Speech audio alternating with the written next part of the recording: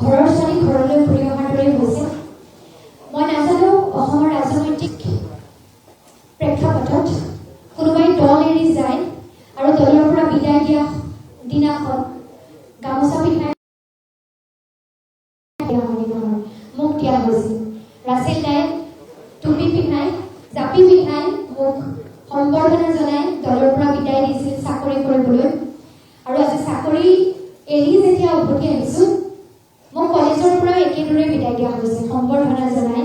মোৰ ছাত্ৰ ছাত্ৰীয়ে যথেষ্ট মৰমেৰে দুখেৰে কিন্তু মৰমেৰে বিদায় দিছে।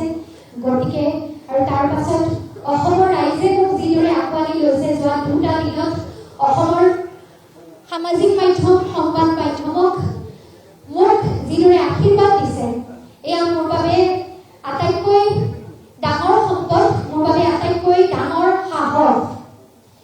মই বহুত বিশেষ কথা ক'ব নিবিচাৰোঁ।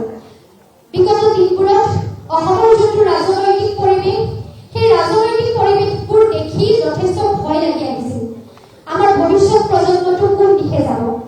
ইমান ঘৃণা, ইমান হিংসা, ইমান বিদ্বেষ, ইমান বিশৃংখলতাৰ মাজত যদি ৰাজনৈতিক পৰিৱেশ এটা, ৰাজনৈতিক বাতাবৰণ এটা সদায় বৰ্তি থাকিবলৈ হয় তেন্তে উত্তৰ প্ৰজন্মৰ ভৱিষ্যত একেবাৰে অন্ধকাৰ। আমি প্ৰগতিৰ কথা, আমি উন্নতিৰ কথা, আমি আগবাঢ়ি যোৱাৰ কথাবোৰ পাতিব এনে পৰিৱেশত নোৱাৰো। কেৱল কাজিয়া পেচাল হিংসা হত্যাৰ মাজত উন্নয়নৰ কথা, ভাল পোৱাৰ কথা পতাটো সম্ভৱ হৈ নাথাকে। এনে এটা পৰিৱেশ সলনি কৰিব লাগিব। এনে এটা পৰিৱেশ সলনি কৰিবলৈ কোনোবা ওলাই আহিব লাগিব আৰু সেইবাবে মই ওলাই আহিছোঁ। মোৰ এই যাত্ৰা কঠিন, মই জানো এই যাত্ৰা সহজ নহয়। কাৰণ সকলোৱে যেতিয়া সুবিধাবাদৰ পক্ষত স্থান লয়, সকলোৱে যেতিয়া স্থিতাৱস্থাৰ পক্ষত স্থান লয়, শাসকৰ লগত খোজ মিলাই চলে, তেনে এটা অৱস্থাত এনে কণ্টকাকীৰ্ণ পথ লৈ যাবলৈ নিশ্চয় দূৰলৈ যাব লাগিব, নিশ্চয় কষ্টৰে যাব লাগিব। কিন্তু মই যাম। সেই দূৰ, সেই কষ্ট, সেই বাধা যিখিনি অতিক্ৰম কৰি মই এই সুবিধাবাদৰ বিপৰীতে আস্থাৰ ৰাজনীতিৰ পথাৰখনত খোজ দিব বিচাৰিছোঁ।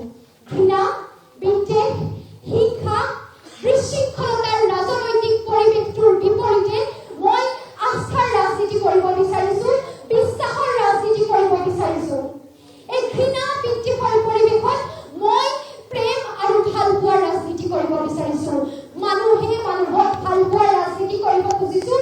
হাতে হাত ধৰি সকলো জাতি ধৰ্ম বৰ্ণ নিৰ্বিশেষে প্ৰতিটো স্তৰৰ মানুহক একে লগত সমান খোজেৰে আগবঢ়াই লৈ যোৱাৰ ৰাজনীতি কৰিব বিচাৰিছোঁ।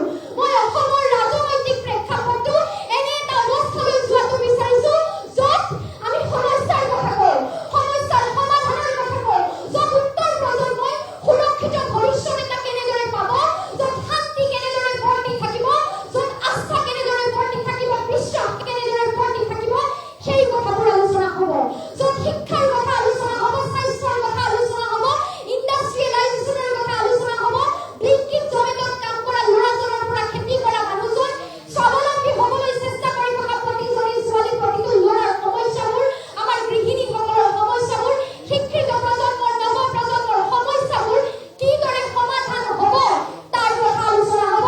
কেৱল ইজনে সিজনক গালি পাৰি হিংসাৰ নামত, ধৰ্মৰ নামত, জাতি ধৰ্মৰ নামত বিভাজনৰ ৰাজনীতিৰ বিপৰীতে শংকৰদেৱ গুৰুজনাই দেখাই থোৱা বাটেৰে আৰু বাণীৰে সকলো জাতি ধৰ্ম বৰ্ণ নিৰ্বিশেষে হাতে হাত ধৰি একতাৰ ৰাজনীতি কৰিব বিচাৰিছোঁ।